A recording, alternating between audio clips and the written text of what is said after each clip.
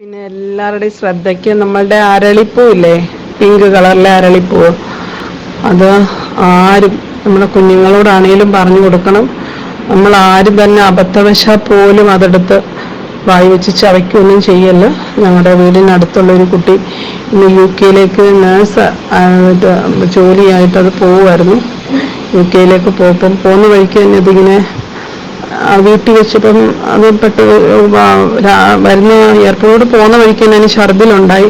ഇടയ്ക്കിടയ്ക്ക് ഇറങ്ങി ഛർദിച്ച് പോവുമായിരുന്നു. എന്തായാലും അന്ന് പോകേണ്ട ദിവസമല്ലേ, അപ്പം എന്തായാലും എയർപോർട്ടിൽ ചെന്ന് ചെക്കിങ് എല്ലാം കഴിഞ്ഞ് അകത്ത് കയറിയപ്പോഴും അത് ഛർദിച്ചു. പിന്നെ അവിടെ കുഴഞ്ഞു വീണു. അവിടെ നിന്ന് പെട്ടെന്ന് ഹോസ്പിറ്റലിൽ കൊണ്ടുപോയി. അപ്പം ഡോക്ടേഴ്സ് അതിനോട് ചോദിച്ചെന്തോ കഴിച്ചതെന്നൊക്കെ ചോദിച്ചപ്പം ഫുഡ് പോയ്സൺ ആണെന്ന് ആദ്യം പറഞ്ഞു. ഇങ്ങനെ ഓരോന്നോരോന്ന് ചോദിച്ചിട്ട് അതിൽ നിന്നും ആകാൻ ചാൻസ് ഇല്ല.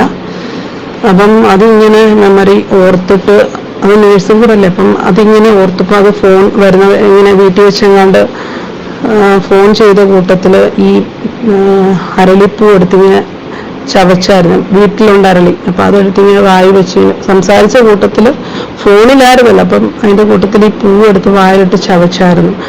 അപ്പം അത് അടിച്ചു നോക്കിയപ്പോൾ അത് പോയിസണാണ്.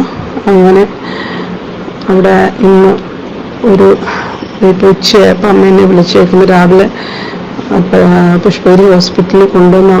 അപ്പം എന്തായാലും അതിപ്പം മരിച്ചു. അപ്പം അതുകൊണ്ട് എല്ലാവരും ഇതൊന്ന് ഓർമ്മയിൽ വെച്ചേക്കണം കേട്ടോ.